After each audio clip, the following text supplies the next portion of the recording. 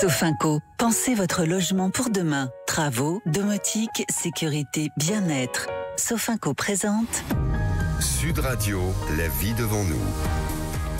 Bienvenue sur Sud Radio avec notre rendez-vous La vie devant nous. Chaque dimanche, en fait, avec nos invités qui sont déjà là, on va vous donner envie de vivre son âge avec le sourire. Ils l'ont aussi. Alors, on va jamais le redire, mais on le redira quand même, en fait. On a gagné plus de 30 ans d'espérance de vie en un siècle. C'est votre émission pour des conseils, des témoignages, des initiatives. Et que cela soit surtout une bonne nouvelle pour tout le monde. Et pourquoi pas engager des discussions ce midi. Bon appétit ou bon apéritif si vous l'êtes déjà, entre parents, grands-parents, entre familles et peut-être entre amis. Alors vivre son âge sans se sentir vieux, on va vous aider et on va le prouver avec au programme une étude IFOP en fait avec le laboratoire Biogarant. Et des résultats qui sont très étonnants. 94% des seniors souhaitent vieillir à domicile. On va le voir à quel prix. Et puis transmettre son patrimoine et anticiper. On va parler de la donation aux derniers vivants avec notre notaire conseil. Est-ce que c'est une bonne idée ? Et puis il n'y a pas d'âge pour apprendre avec le débat du permis de conduire. Très intéressant à vie. On va tordre le cou à cette légende que les seniors provoquent plus d'accidents que les jeunes ou les moins jeunes, en fait, avec des formations notamment post-permis. Et puis continuer à vivre et bien vivre chez soi sans avoir les moyens d'avoir peut-être un véhicule ou de conduire avec une solution, ça va être l'auto-partage. Merci encore à nos invités d'être présents ce dimanche avec des conseils et des solutions inspirantes. Et puis, sans oublier de poser vos questions au 0826 300 300. Sud Radio, c'est maintenant. Bienvenue à tous. La vie devant nous commence aujourd'hui avec notre premier invité, Léa Saya-Weinstein. Bonjour. Bonjour Laurent. Alors, une étude IFOP est sortie mercredi dernier, notamment sur le bien vieillir à domicile, ce qui compte pour les seniors. Alors, vous êtes directrice des opérations du laboratoire Biogarant. C'est un laboratoire français de médicaments engagé sur le bien vieillir. Pourquoi vous avez fait cette étude ? Alors, on a fait cette étude parce que pour nous, c'est un enjeu qui nous concerne tous. Et on réalise qu'entre les aspirations des Français, donc comme vous l'avez dit, 94% des seniors qui souhaitent vieillir à domicile, et la réalité, finalement, c'est pas toujours simple de bien vieillir à domicile. Et nous, en tant qu'acteurs de la santé des Français au quotidien, on a pour conviction que la santé ne commence pas à l'hôpital ou chez le médecin, et qu'elle commence chez soi. Et donc, on veut pouvoir contribuer à notre niveau à répondre à ces enjeux de santé. Ouais, il y a des chiffres qui sont assez intéressants et c'est plutôt des bonnes nouvelles. C'est 8 seniors sur 10 indiquent être pleinement autonomes, donc plutôt en bonne santé. Et ensuite, l'étude souligne notamment qu'il y a 29% de seniors qui jugent difficile la pratique d'une activité physique. Ça, c'est peut-être moins bon. Oui. Ça, c'est moins bon. Effectivement, ça veut dire qu'un senior sur 3 aujourd'hui déclare avoir plus de mal à pratiquer une activité physique quotidienne. Et pareil, dans les chiffres qui nous alertent, c'est quand on voit que 74% des seniors reconnaissent ne pas s'hydrater suffisamment. Or, on le sait, pour mieux vieillir, il faut penser à s'hydrater, il faut continuer à pratiquer une activité physique. Et donc, c'est ces signaux-là qui, pour nous, sont des capteurs, qu'une action doit être menée. En tout cas, qu'on doit s'engager sur ce sujet-là. Concrètement, qu'est-ce que vous allez justement faire ? C'est quoi la suite en fait ? Cette étude, elle met en valeur en fait que les seniors se portent plutôt bien et qu'ils sont vraiment engagés pour rester chez eux. Qu'est-ce que vous souhaitez engager par la suite ? Alors, nous, par la suite, donc nous, notre objectif, c'est effectivement de faire une campagne de communication nationale pour sensibiliser sur ce sujet-là. Donc, vraiment mettre en avant tous les warnings, tous les red flags qu'on identifie aujourd'hui, mais aussi inculquer les bons gestes du quotidien, prévenir, mettre à disposition des patients, des aidants, mais aussi des pharmaciens qui sont vraiment nos partenaires santé, des supports pédagogiques, pour les accompagner sur tout ce qui est pratique physique, hydratation, observance des traitements. On va aussi soutenir une association, Ciel Bleu, qui est très engagée sur l'aspect activité physique et qui lutte contre l'isolement en regroupant des seniors à travers la France autour de cours collectifs. Donc, c'est une association qui nous tient à cœur et à laquelle on croit énormément. D'accord. Et enfin, on va mettre en place des dispositifs en pharmacie qui seront distribués gratuitement auprès des seniors. Donc c'est un objet qui sera dévoilé bientôt et qui D'accord. sera un vrai coup de pouce pour permettre aux seniors de mieux vieillir à domicile. Je trouve très intéressant les pharmaciens parce qu'en fait, ils jouent un rôle aujourd'hui dans nos villes, dans nos communes, très important, hein, puisqu'avec notamment les déserts médicaux, c'est un peu le dernier rempart c'est le tiers de confiance. C'est lui qui est au courant de beaucoup de choses dans les familles. Donc vous allez travailler beaucoup plus avec les pharmaciens, ce que je comprends ? Totalement, on va vraiment s'appuyer sur les pharmaciens qui sont par ailleurs nos partenaires au quotidien. C'est effectivement, ce sont des acteurs centraux du parcours de santé des Français et on le voit toujours dans notre étude, on voit qu'il y a plus de 8 seniors sur 10 qui se sentent à l'aise pour parler de ces sujets de santé avec le pharmacien. Ils sont 30% à le consulter au moins une fois par mois pour des conseils et ce sont eux qui sont aux premières loges pour repérer les éventuelles fragilités, pour parfois être aussi le relais entre les différents professionnels de santé et les aidants. Et donc, pour nous, ce rôle central qu'ils jouent, il est clé puisqu'on va vraiment s'appuyer sur eux. Non, mais message très important, n'hésitez pas d'en parler en fait avec votre pharmacien. Je rappelle qu'il a fait aussi des études pour vous accompagner, vous conseiller et notamment trouver des réponses adaptées. Pourquoi pas prendre des rendez-vous pour vous aussi, pour des médecins spécialistes. Hein. Ça, il y a beaucoup de personnes qui sont moins à l'aise sur le numérique. Merci beaucoup Léa Saya-Wesching. Je rappelle que vous êtes directrice des opérations du laboratoire Biogarant. Revenez quand vous voulez pour peut-être nous parler de la suite de ce que vous engagez avec les pharmaciens. Alors, prévention, hein, on en parle, l'anticipation après la santé, c'est tout aussi important, notamment avec le patrimoine. Alors, on peut se protéger aussi avec la donation aux derniers vivants et on accueille Maître Barbara Thomas-David. Bonjour Maître. Bonjour Laurent. Écoutez, vous êtes porte-parole de la Chambre des notaires de Paris. Je suis ravi de vous retrouver. Aujourd'hui, on va parler justement de la donation aux derniers vivants. Alors, est-ce que c'est une bonne pratique? Est-ce que c'est intéressant? Est-ce que c'est vraiment important de le faire? C'est vrai que c'est un peu là encore, des discussions en famille. On entend régulièrement ce sujet.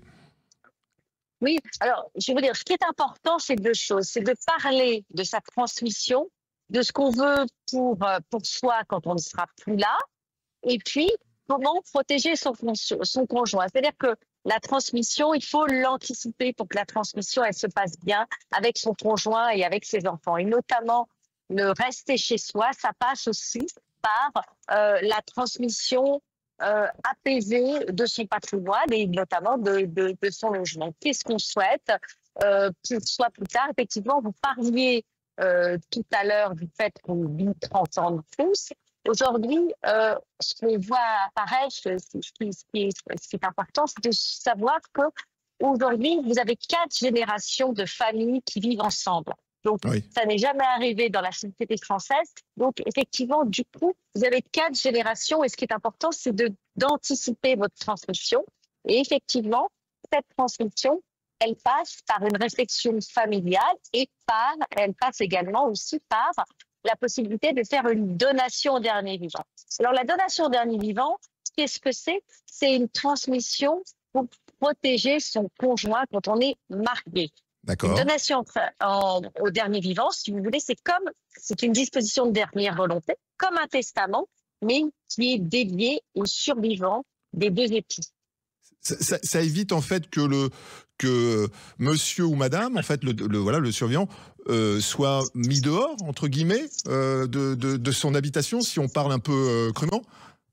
Alors, aujourd'hui, le Code civil, il a changé, il est beaucoup plus protecteur du conjoint survivant. Donc, le Code civil, il vous autorise à avoir ce qu'on appelle un droit de viager au logement, c'est-à-dire rester chez vous. Donc ça, vous n'avez pas besoin de faire une donation au dernier vivant, vous êtes protégé par le droit français. Mais si vous voulez aller plus loin, la donation au dernier vivant, la première chose, c'est qu'elle suit les évolutions législatives, c'est-à-dire qu'elle va permettre aux survivants d'opter pour ce qu'il y aura de meilleur au niveau de la législation au moment du décès. C'est-à-dire que des fois, j'ai des gens qui viennent me voir qui disent « J'ai fait une donation au dernier vivant il y a 20 ans, mais on ne sait pas si elle est encore valable. » Oui, votre donation au dernier vivant, elle suit l'évolution législative et elle vous offre ce qu'il y a de meilleur au moment du décès du très mourant d'entre vous. Donc, vous voyez, c'est une vraie sécurité juridique. Et la deuxième chose qui est importante, c'est qu'elle permet le cantonnement, c'est-à-dire de dire, mon conjoint m'offre tel et tel bien, Oui. eh bien moi, je vais décider sur ce panel de biens d'opter juste pour la résidence principale ou juste pour les comptes bancaires ou juste pour du mobilier. Bref, je vais pouvoir cantonner. Parce qu'en droit français, la succession, normalement, soit vous l'acceptez, soit vous la refusez. Et là, vous ouvrez tout un champ de possibles pour le conjoint qui est peut-être d'ailleurs en concurrence avec des enfants d'un premier mariage. Et oui, ce qui est le cas souvent. Vous voyez, Oui. voilà, il va pouvoir dire aux enfants, on va rester en bon terme. Moi, ça m'importe, mais ça, je vous le laisse. Vous voyez, c'est une façon aussi d'anticiper les choses et de bien vivre avec ses enfants et les enfants d'un autre mariage. Très, très, très clair, maître. Alors, on reviendra dans d'autres émissions sur ce sujet pour l'étendre. Il est passionnant. J'ai plein d'autres questions. Mais ce que je retiens en tout cas, c'est que la donation du dernier vivant, c'est important de le faire. On va voir son notaire. Hein, juste peut-être un dernier point, ça coûte combien? Alors, une donation au dernier vivant, c'est un acte qui coûte à peu près dans les 350 €. Très bien. Tout compris, avec la consultation juridique de conseil qui va avec, et ensuite le rendez-vous de signature où vous allez avec votre conjoint, puisque vous allez en faire 2, une pour chacun des conjoints.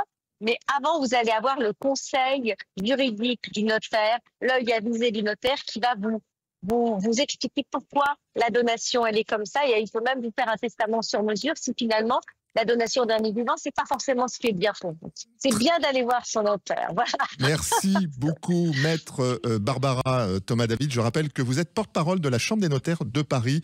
Un plaisir d'avoir vos conseils pour notamment la donation au dernier vivant. Écoutez, on n'oublie pas vos questions au 826 300 300. J'imagine que vous en avez beaucoup. Vous êtes sur Sud Radio. On se retrouve après une courte pause. Et cette grande question, comment conserver son permis de conduire? Restez avec nous. Sofinco, pensez votre logement pour demain. Travaux, domotique, sécurité, bien-être. Sofinco présente Sud Radio, la vie devant nous. Vous êtes toujours sur Sud Radio, la vie devant nous. C'est maintenant. Alors, le permis de conduire à vie, va-t-il disparaître ou pas? On va le voir avec nos invités. On vous souhaite un bon appétit. Et puis le 0826 300 300 pour toutes vos questions. J'imagine que vous en avez beaucoup déjà sur les précédentes rubriques. Alors conduire, c'est quand même rester libre, faire ses courses, partir en week-end. Et quel que soit son âge, avoir le permis, c'est quand même la liberté. Alors bonjour Mathieu à la Petite. Vous êtes secrétaire général de la filière Silvereco, qui est un acteur au service de l'adaptation de la société au vieillissement. Bonjour. Et vous êtes accompagné de Patrick Mirouz, qui est notamment président d'ECF, qui est l'école de conduite française. Bonjour à vous deux. Bonjour. Alors, on va casser peut-être une... Bonjour. Bonjour Patrick. Alors, on va casser tout de suite une légende urbaine. Ce sont les seniors sont pas si dangereux. On dit toujours, lorsqu'on se retourne, c'est normal, c'est un senior. Eh ben, pas du tout. Les chiffres le parlent. Mathieu. Tout à fait, Laurent. Vous parliez en début d'émission de tordre le cou aux croyances. Je pense qu'il est très urgent de le faire. Et on a une tendance à penser que les seniors sont plus accidentogènes, plus dangereux que les autres. Et il suffit de regarder ce qu'on appelle l'évolution du risque routier par classe d'âge. Et c'est le nombre de tués par million d'habitants en fonction d'une classe d'âge. Et ce que l'on observe, c'est que chez les 75-84 ans, on a 74 tués par million d'habitants. 85 ans et plus, 84 tués par million d'habitants. Mais quand on regarde les 18-24 ans, on est à 97 tués par million d'habitants. L'idée n'est pas de mettre en concurrence les jeunes et les vieux. L'idée de dire que les vieux ne sont pas plus dangereux que les autres. Ça, c'est important de le dire parce qu'on l'entend très souvent qu'il faut leur retirer le permis. Et effectivement, et je pense qu'à chaque fois qu'on a malheureusement un fait divers, une personne âgée qui a un accident, on a tendance à penser quelque chose, mais qui n'est pas vrai finalement. Les seniors ne sont globalement pas plus dangereux que le reste de la population au volant. D'accord. Alors en France, le permis B, en fait, est garanti à vie, sans restriction. On entend beaucoup de projets comme quoi il faudrait le retirer à partir d'un certain âge, ou encore il faudrait avoir des formations à partir d'un certain âge, ou voire le médecin pourrait le retirer, ou en tout cas le donner ou le renouveler, parce qu'à partir d'un certain âge, il faudrait avoir une visite médicale. C'est quoi le sujet en fait ? Aujourd'hui, on a tendance à réagir ou à surréagir à la suite, comme je l'ai dit, d'un fait divers. Concrètement, en France, effectivement, le permis B est garanti à vie, sans restriction d'âge. Il y a des initiatives nationales, européennes, pour mettre en place des visites médicales. Dans certains pays européens, l'Italie, l'Espagne, la Finlande, la Belgique, effectivement, le pouvoir continuer à conduire est conditionné à une visite médicale. Ce n'est pas le cas en France. C'est vraiment se faire retirer le permis en France, c'est suite à un diagnostic d'un médecin agréé. C'est quelque chose de très sérieux et qui demande des... Donc c'est pas le cas en France. Par contre, je trouve très intéressante l'initiative de Patrick Mirouz, qui est président de CF, École de conduite française, de proposer des stages, des formations. D'être accompagné, vraiment d'être accompagné. Parce qu'on peut avoir peur à un moment donné, Exactement. ou en tout cas on peut peut-être se remettre, on n'a pas conduit pendant 10 ans, 20 ans ou 30 ans, et donc on prend un petit stage, et ce qui permet en fait d'être plus à l'aise. Patrick Mirouz, comment ça se passe? Est-ce que ça fonctionne bien? C'est quoi le volume de personnes en fait qui se remettent à conduire, ou en tout cas qui font un stage? Alors, d'abord, juste, et je vais répondre à la question, d'abord, c'est dire que nous, on prône pour un accompagnement des seniors pour une mobilité plus sûre et plus douce. C'est vraiment très important parce que les stigmatiser, c'est pas le vrai truc, sinon il faudrait lever le permis aux jeunes, puisque vous l'avez dit, Mathieu l'a dit, ils sont plus accidentogènes. C'est une réalité et c'est les chiffres. Alors, nous, ce qu'on propose à l'ECF, on fait des conférences pour échanger avec les seniors, ils aiment ça. On fait de la sensibilisation à la conduite. On fait de la remise à la route. Vous savez, des fois, il y a des personnes qui, suite à des veuvages, n'ont pas conduit. C'était monsieur qui conduisait et puis monsieur disparaît. Madame doit reprendre. Donc, il faut lui redonner confiance. Elle a toujours le permis. Et puis, on fait des ateliers code pour j'ai envie de dire, refaire un peu les panneaux et reprendre les panneaux et voir ce qui a changé, les ronds-points, des choses qui sont comme ça arrivées forcément après que les seniors aient eu le permis de conduire. On forme à peu près 5000 personnes par an. C'est pas énorme, hein, mais on est en train de changer de braquet. On a un partenaire qui s'appelle, on va pas le citer, Malakoff Humanis, qui propose ça à ses adhérents. Oui. Mais on est en train de changer de braquet pour 2026 et essayer de mettre en place plein d'autres initiatives, en fait, donc qui peuvent être intéressantes. Donc, si vous permettez. Oui, allez-y. Allez, oui. Non, mais vous savez, c'est difficile aujourd'hui. On est en train de mener les seniors vers la conduite. Mais c'est difficile de faire un test de conduite en réel parce que si vous faites un audit de conduite, vous avez l'impression de passer le permis. Si moi je conduis et que vous me regardez conduire ou l'inverse, ça met dans un niveau de stress. Exactement. En fait. Donc, voilà. Donc nous, on a une autre qui est de la conduite simulée, qui se fait sur simulateur, simulateur de conduite. Comme et on est en train de développer. Ouais, exactement. Alors on le fait pour, on le fait pour les jeunes conducteurs, bien sûr. Ouais. Ça coûte moins cher. C'est RSE. En fait, on pollue moins. Hein. Et on est en train de développer. Là, je le citais aussi avec la Silver Economy et une association qui s'appelle Merci Julie. On est sur un projet de truck mobility où on pourrait passer dans des communes un peu éloignées et faire utiliser aux seniors, les sensibiliser à la conduite de véhicules sur simulateur. D'accord. Patrick, on trouve, alors si je veux me former, où je trouve, en fait, je vais sur votre site ecf.fr, c'est ça? Non, ouais. C'est ça? Ouais. Vous aurez tout ce qu'il faut. Normalement, on vient de le refaire et à ce que ça nous a coûté, ça devrait bien marcher. Très bien. Donc, mais j'en suis pas sûr. Avec votre accent du Sud, on adore. Non, alors si vous voulez, il y a juste un petit appel comme ça, c'est que faut pas oublier la semaine bleue qui va avoir lieu en octobre. Je sais pas. Vous avez raison. On connaît exactement la date. Et nous, on lance une initiative au niveau des ECF. On va ouvrir toutes les écoles de conduite ECF aux seniors pendant la semaine bleue. Les écoles de conduite seront ouvertes. Oui, ça sera gratuit. J'allais dire. Et ils pourront venir ils vont venir pour échanger, pour faire un test de code, pour se rencontrer, parce que vous savez, le lien social avec les seniors, c'est important. Et on doit s'occuper des seniors. N'oublions pas que les seniors, demain, c'est nous. Hein. Donc, on est déjà dedans. Donc, mais merci Patrick. Merci Patrick Mirouz. Donc, vous êtes président de CF. Et Mathieu Alapetite. Donc on rappelle la bonne nouvelle, pendant la semaine bleue, vous allez chez ECF, c'est gratuit pour des stages et notamment avoir le plaisir d'être plus sûr dans la conduite. Merci beaucoup. Et puis, il y a quand même aussi une solution pour ceux qui n'ont pas de voiture ou en tout cas pas de permis. Et donc là, j'accueille Vincent Carré. Bonjour Vincent, vous êt directeur des services de mobilité au Crédit Agricole, Personal Finance and Mobility, on fait un peu d'anglais.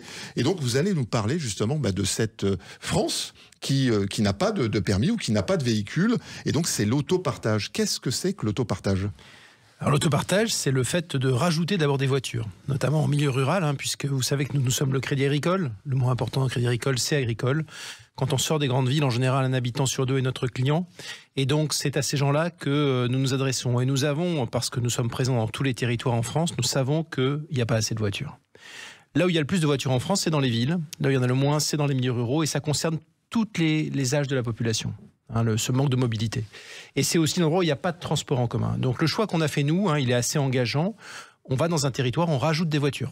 On ne rajoute pas n'importe quelle voiture, on rajoute des voitures électriques de marque française. On est en partenariat, pour ne pas les citer, avec le groupe Stellantis, qui regroupe les marques, bien sûr, Peugeot, Citroën, que tout le monde connaît. Et c'est leur voiture qu'on met à disposition. On le fait avec un autopartage très moderne, qui marche de manière digitale, avec un smartphone. On ouvre la voiture, on lance sa location, on réserve sa voiture avec un smartphone. Et on va casser une vraie idée reçue, c'est que les seniors aujourd'hui utilisent très très bien les smartphones pour nos voitures. Non mais ça aussi, ils sont très à l'affût et des innovations notamment. Exactement. Alors on a une personne sur place qui gère un parc. Notre première opération est à Fayence, à 60 km de Nice. 15 véhicules, tout type de véhicules. On a une personne qui s'occupe de ces véhicules et qui forme les gens, dont les seniors. Et comme il y a des seniors aujourd'hui qui ne peuvent plus conduire et qui n'ont pas de solution de mobilité, notamment parce qu'ils sont souvent handicapés, on a des voitures adaptées et on a aussi une plateforme très bien faite de mise en relation entre ceux qui sont prêts à donner du temps, des bénévoles qui sont prêts à conduire, et les seniors qui ont besoin. Et cette plateforme, on l'a développée avec la communauté de communes avec laquelle on travaille, et avec une très belle association qui s'appelle Bipop, dont j'ai envie de la citer ici, qui travaille en France dans plusieurs communautés de communes, qui est assez formidable. Voilà, donc plus de voitures électriques à disposition de toutes les classes d'âge, mais bien sûr, beaucoup des seniors. Et on a des voitures particulières pour faire des trajets un peu longs. On a des minibus électriques pour transporter les associations sportives, les clubs du 3e âge. Et on a aussi des utilitaires pour la déchetterie, transporter des biens. Combien ça coûte ? C'est-à-dire que je suis particulier, je suis à Fayence. Donc combien ça me coûte avec mon smartphone ? Est-ce que la mairie paye un peu ? Comment ça se passe ? Alors c'est une opération qui est sponsorisée à hauteur de 50% par la collectivité, les communautés de communes. Le coût d'une voiture, tout compris, c'est environ 39 € pour une demi-journée. Énergie comprise, tout compris, assurance comprise, c'est très intéressant. Surtout si on la partage avec une personne en plus. Exactement, et on a tout un tas de tarifs adaptés. Donc on a un tarif pour le retour à l'emploi, subventionné là encore par la collectivité, qui descend aux alentours de 9 € la voiture pour la demi-journée. Et surtout, on a, dans le cas de l'aide des personnes âgées, les bénévoles bénéficient des voitures gratuitement, là encore avec le soutien de la collectivité. Donc c'est vraiment une opération solidaire, mutualiste, comme on les aime, et qu'on met à disposition aujourd'hui de 3 et bientôt 4 communautés de communes en France. D'accord. Vendredi dernier, on a annoncé le lancement d'une très belle opération sur la commune de Montmorillon, dans la préfecture de la Vienne, avec le soutien du préfet de la Vienne, Serge Boulanger, que je veux saluer au passage parce qu'il s'est engagé personnellement. On a une opération qui tourne depuis un mois à Romorantin, en Val-de-France. Voilà, donc on est en recherche d'autres opérations. Et donc j'en profite pour lancer un petit appel, Laurent, si vous m'autorisez. Allez-y, parce que c'est le moment. Si des élus nous entendent, si des maires nous entendent, écoutez, si vous avez envie de lancer une opération de ce genre sur votre communauté de communes, contactez-nous via Sud Radio et on se fera un plaisir de venir étudier ça avec vous. Donc on en parle ce midi, à déjeuner, à des amis, c'est important, puisque l'autopartage, en fait, c'est tout à fait possible et ça fonctionne déjà dans plusieurs villes. Merci beaucoup Vincent Carré. Je rappelle que vous êtes directeur des services de mobilité au Crédit Agricole et on n'hésite pas à appeler le 0826 300 300 et puis peut-être aussi pour demander des informations sur sudradio.fr. Mais écoutez, on a parlé quand même de beaucoup de choses. On retient l'autopartage, on retient la formation et la simulation avec la semaine bleue où ça va être gratuit dans les auto-écoles de l'ECF. Et puis allez voir un notaire pour avoir un bon conseil et n'hésitez pas à en échanger avec votre pharmacien qui est le tiers de confiance. Je vous laisse en compagnie de Christophe Debien pour La Planète Demain sur Sud Radio. Rendez-vous dimanche prochain. De midi à 12h30, c'est votre rendez-vous sur Sud Radio. On attend vos questions. Et puis, pour ceux qui veulent écouter ou partager l'émission La vie devant nous en podcast ou en replay sur l'application Sud Radio et le site sudradio.fr. Bon dimanche, bon appétit, portez-vous bien. Sud Radio, la vie devant nous. Avec Sofinco, pensez votre logement pour demain. Travaux, domotique, sécurité, bien-être.